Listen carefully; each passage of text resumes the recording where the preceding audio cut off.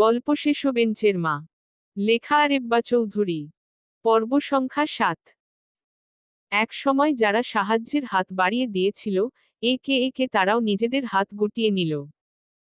তাদের সংসার, তাদের দায়িত্ব, সবারই তো হিসেবনিকেশ আছে। তবুও মা দমে যাননি। নিজের গহনার বাক্সটা খোলার শব্দ যেন প্রতিদিন একটু একটু করে আরও নিঃস্ব হওয়ার ইতিহাস লিখত, তবু মায়ের মুখে অভিযোগের ছায়া ছিল না। তিনি নিজের সামর্থ্য অনুযায়ী প্রতিটি দিনকে বাঁচিয়েছেন কেবল আমাকে ঘিরে। যেভাবে কাটার ঝোপের মাঝেও একটি মা তার বাচ্চাকে আগলে রেখে নিরাপদ পথ খোঁজে, মা ঠিক তেমনই ছিলেন। এভাবে দেখতে দেখতে আমার পড়ালেখা শেষ হলো। বাড়ির শেষ সম্বল মায়ের সঞ্চিত কিছু গহনা বিক্রি করে শহরে আসলাম। মাত্র 2 মাসের মধ্যেই একটা চাকরির ব্যবস্থা হলো।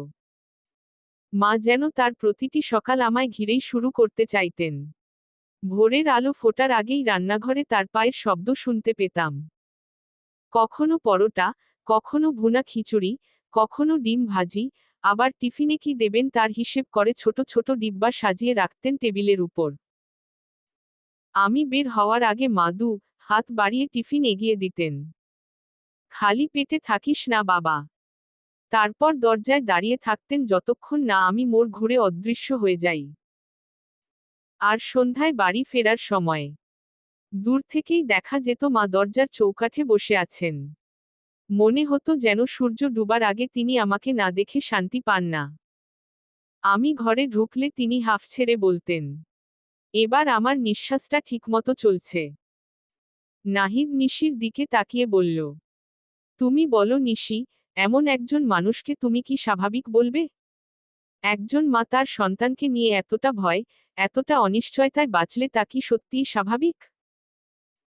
নিশি বিরক্ত মুখে সরে গিয়ে বলল, এসব কাহিনী অন্য কোথাও গিয়ে বলো নাহিদ, আমার কাছে নয়। নিশি, আমি তো শুধু বোঝাতে চাইছি। আমাকে কিছুই বোঝাতে হবে না। এসবের দায় আমার নয়। আমি তো বলেছি, তোমার দায় নয়। তাহলে এসব শুনতে আমাকে বাধ্য করছো কেন? কিছুটা থেমে নিশি কঠোর গলায় বলল, শোনো, আমি কাল সকালেই আমার বাপের বাড়ি চলে যাব। তুমি ইচ্ছা হলে আমার সাথে এসো, না হলে তোমার মায়ের সাথে থাকো। নাহিদ স্থির দাঁড়িয়ে রইল। তার মুখের নিস্তব্ধতা যেন জানলা দিয়ে ঢুকে পড়া শীতের হাওয়া কাঁপিয়ে দিচ্ছে, ব্যথা দিচ্ছে, অথচ শব্দহীন। নিশি বিছানায় গা এলিয়ে দিতে দিতে বলল, সবাই অস্বাভাবিক, শুধু আমিই স্বাভাবিক। সবার সাথে মানিয়ে চলার দায় যেন জন্ম থেকেই আমার কাঁধে চাপিয়ে রাখা হয়েছে। অনেক হয়েছে, আর না। এবার আমি এই অভিশাপের থেকে মুক্তি চাই। একটা মেয়ে বিয়ের সময় কত স্বপ্ন দেখে, সংসারটা নিজের মতো করে সাজাবে, নিজের মতো করে চলবে। কেউ তো বিয়ের পর প্রতিদিন কান্নায় ভেঙে পড়ার জন্য বিয়ে করে না। এক মুহূর্ত থেমে নিশি দীর্ঘশ্বাস ফেলল, তারপর ফিসফিস করে বলল, আমারই দোষ, হয়তো আমার কপালেই হয়তো সংসার লিখা ছিল না। ঘরের বাতাসটা হঠাৎ আরো ভারী হয়ে গেল। নাহিদ চুপচাপ চিত হয়ে শুয়ে পড়ল, হাতটা এনে কপালের উপর রাখল। কথাগুলো তার বুকের ভেতর ধীরে ধীরে গেঁথে বসতে লাগল। তার মনে হলো সে যেন নদীর বুকে ভাসমান একটি নৌকা, যার না আছে দ্বার, না আছে দিকনির্দেশনা। চারপাশে অন্ধকার, মাঝ নদীতে একা দাঁড়িয়ে আছে সে। একদিকে মা, যে তাকে পৃথিবীর বিনিময়েও ছাড়তে প্রস্তুত নন। অন্যদিকে স্ত্রী, যে প্রতিটি দিনের শেষে ক্লান্তি আর ক্ষোভে ভেঙে পড়ছে সেই মায়ের কারণেই। নাহিদের বুকের গভীর থেকে একটা নিঃশ্বাস বের হয়ে এলো, নিঃশ্বাসটা যেন অপরাধবোধ, দুঃখ আর অসহায়তার সবটুকু মিলেমিশে জমাট হওয়া একটা দীর্ঘশ্বাস। চোখ বন্ধ করতেই অতীতের স্মৃতিগুলো ঢেউয়ের মতো এসে আঘাত করতে লাগলো, মা কিভাবে তার হাত ধরে স্কুলের গেট পর্যন্ত নিয়ে যেতেন। কিভাবে ছেলের জন্য একবেলা না খেয়ে চাচিদের বাসায় বসে থাকতেন। কিভাবে রাতের অন্ধকারে দরজার সামনে বসে থাকতেন তার ফেরার অপেক্ষায়। আর পাশে শুয়ে থাকা স্ত্রী, যার চোখে এখন অভিমান, রাগ, হতাশার স্ফুলিঙ্গ। যে আশা করেছিল তার সাথে একটা শান্ত, স্বস্তির সংসার গড়বে। দুই দিক থেকে দুইজন তাকে টেনে ধরছে। আর নাহিদ ধীরে ধীরে উপলব্ধি করতে লাগল। এ লড়াইয়ের শেষ কোথায় তা জানে না সে, কাকে ধরে রাখলে বাঁচবে, কাকে ছাড়লে ডুবে যাবে সে নিজেই বোঝে না। সকালে ঘুম থেকে উঠে নাহিদ শুকনো মুখে নিশিকে বলল, তুমি থাকো, আমি যাচ্ছি ভালো কোনো বৃদ্ধাশ্রমে খোঁজে, মাকে সেখানেই রেখে আসব।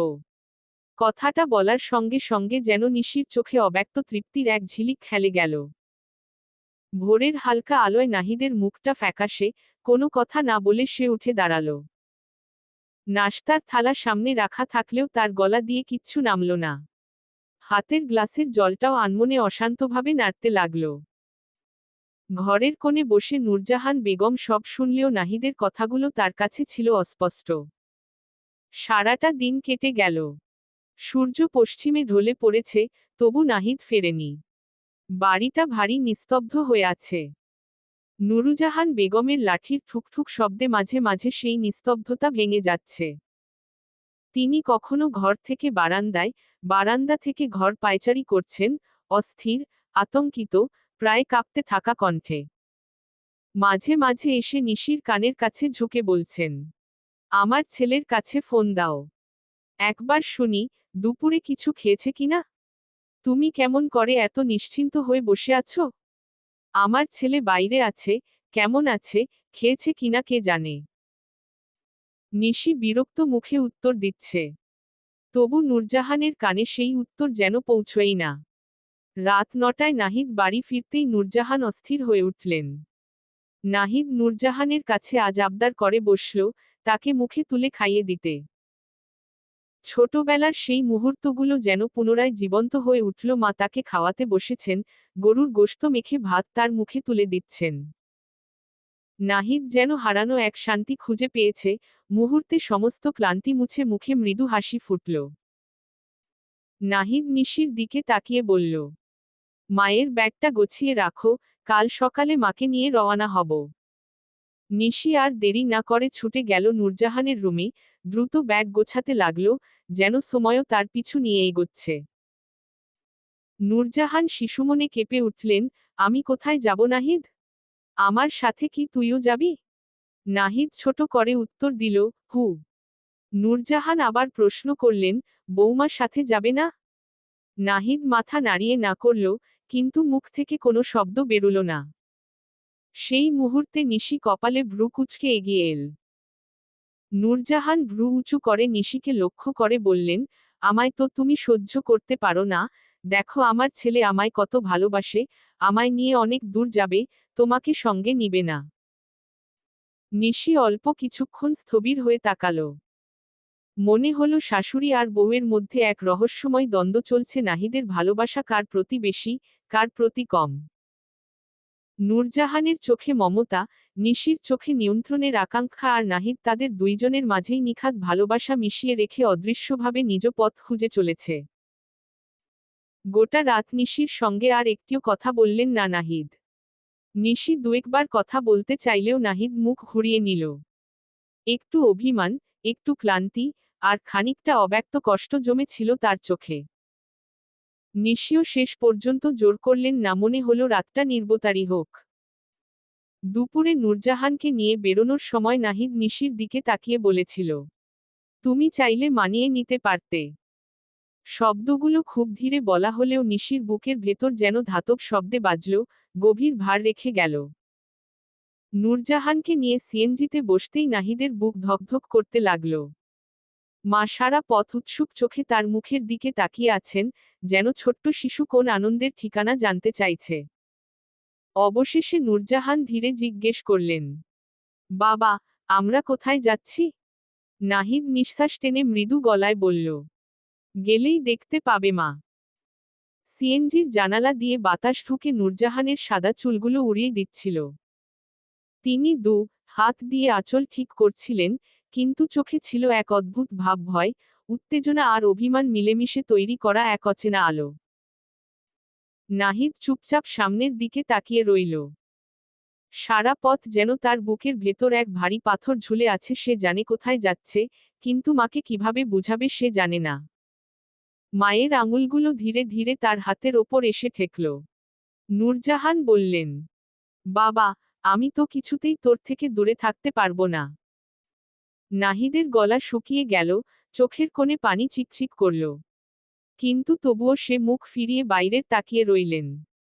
যেন সামনে ছুটে চলা রাস্তা তাকে কোনো কঠিন সিদ্ধান্তের দিকে টেনে নিয়ে যাচ্ছে। 4 ঘন্টার ক্লান্তিকর পথ পেরিয়ে সিএনজি থামতেই নূরজাহান ধীরে ধীরে চারপাশে তাকালেন। অচেনা গেট, সাদামাটা বিল্ডিং, নিস্তব্ধ আঙিনা, এক মুহূর্তেই তিনি বুঝে গেলেন, এ কোনো আত্মীয়ের বাড়ি নয়, এটা বৃদ্ধাশ্রম। সঙ্গে সঙ্গেই তার চোখ দুটো জলে ভরে উঠল। ঠোঁট কাঁপল, কিন্তু শব্দ বের হল না।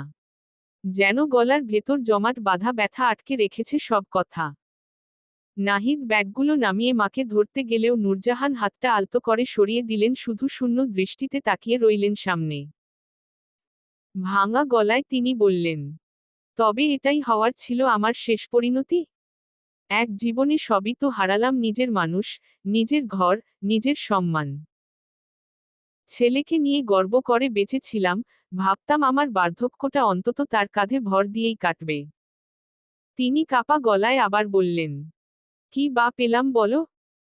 যে ছেলে একমুঠো ভাত মুখে তোলার আগে আমার চোখের দিকে তাকাতো, আজ সেই ছেলেই আমায় এখানে রেখে চলে যাবে।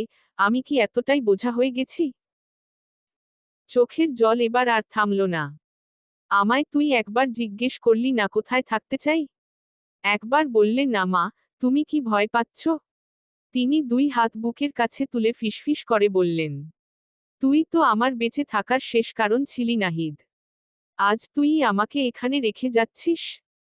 এবার বুঝলাম, বার্ধক্য মানুষের চোখের পানি আর নিঃশব্দ বিদায়ের আরেক নাম। নাহিদ মুখ নিচু করে দাঁড়িয়ে রইল, তার কাছে এই প্রশ্নগুলোর কোনো উত্তর নেই। চারদিকে হালকা হাওয়া বইছে, কিন্তু নূরজাহানের বুকের ভেতর যেন হাজার ঝড় বয়ে চলছে। বৃদ্ধাশ্রমে গেটের সামনে দাঁড়িয়ে থাকা সেই মুহূর্তে তার চোখের জল আর নীরব দীর্ঘশ্বাস মাটির ওপর পড়ার আগেই মানুষের হৃদয় চিরে যায়। নূরজাহানের ব্যাগপত্র গুছিয়ে রাখল নাহিদ। কোনো শব্দ না করে এক কোণে বসেছিলেন নূরজাহান, চোখের নিচে কালি, মুখটায় ক্লান্তির ছায়া, অথচ সেই চিরচেনা মাতৃস্নেহের আলো মুছে যায়নি একটুও। নূরজাহান ধীরে ধীরে মাথা তুলে বললেন, চলেই তো যাবি, আটকাবো না আর। একটু থেমে আবারও বললেন, শুধু যাওয়ার আগে একটা কলম আর খাতা দিয়ে যা। যখন তোর কথা খুব মনে পড়বে, যখন তোর সাথে কথা বলতে ইচ্ছে করবে, তখন ওই খাতাটাকে তুই ভেবে কথা বলবো। তোর সাথে তো কথা বলার সুযোগ আর পাবো না, তাই খাতাটাই হবে আমার নাহিদ, আমার সোনা ছেলের জায়গা। নাহিদের বুকটা মোচড় দিয়ে উঠল। কথা যেন গলায় আটকে গেল। সে উঠে বাইরে গিয়ে ছোট্ট এক খাতা আর কলম কিনে আনলো, খাতা যেটির পাতা একেবারে সাদা, ঠিক মায়ের মতোই নির্মল। ফিরে এসে খাতাটা মায়ের হাতে দিল। নূরজাহান 2 হাত দিয়ে খাতাটা আঁকড়ে ধরলেন, যেন এটা কোনো খাতা নয়, তার ছেলের বুক। তারপর ধীর ভঙ্গিতে উঠে দাঁড়িয়ে নাহিদের কাছে এগিয়ে গেলেন। নাহিদ মাথা নিচু করে দাঁড়িয়ে, যেন অপরাধী। নূরজাহান হাত বাড়িয়ে ছেলেকে বুকের ভেতর টেনে নিলেন। এমন শক্ত করে জড়িয়ে ধরলেন, যেভাবে শৈশবে ভয় পেলে তাকে জড়িয়ে ধরতেন। তিনি ফিসফিস করে বললেন, তোকে ছাড়া আমি কেমন করে থাকবো বাবা? তুই তো জানিস, তোর ছাড়া আমার একদিনও কাটে না। একটু পর তিনি আবার বললেন, কিন্তু তোর সুখের পথে কখনো আমি বাধা হব না। যদি এটাই তোর ভালো লাগে, যদি ভাবিস এতে তোর সংসার টিকে যাবে, তবে আমিও মানিয়ে নেব বাবা। নাহিদের চোখ ঝাপসা হয়ে উঠল। মায়ের কাঁধে মুখ রেখে সে কান্না চেপে বলল, মা। কিন্তু বাকিটা মুখ দিয়ে বের হলো না। সব অব্যক্ত কথা গলে পড়ল নীরব কান্নায়।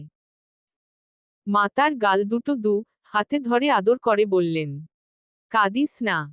তুই কাঁদলে আমার মন ভেঙে যায়। আমি ভালো থাকবো বাবা। তুই শুধু সুখে থাকিস, এইটুকুই চাই। তারপর নূরজাহান ধীরে ধীরে নাহিদের হাত ছেড়ে দিলেন। চলবে। গল্পটা কেমন লাগলো জানাবেন ও সাবস্ক্রাইব করতে ভুলবেন না প্লিজ।